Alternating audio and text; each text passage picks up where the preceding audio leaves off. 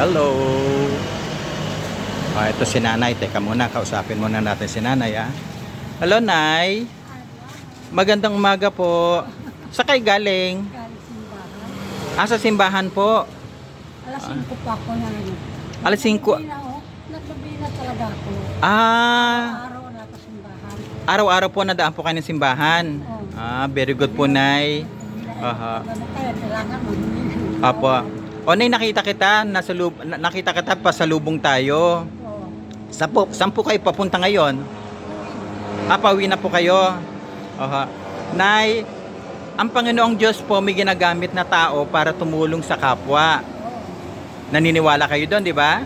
Opo. Ngayon po may nagpapaabot po sa inyo ng konting tulong para po sa inyo, ha?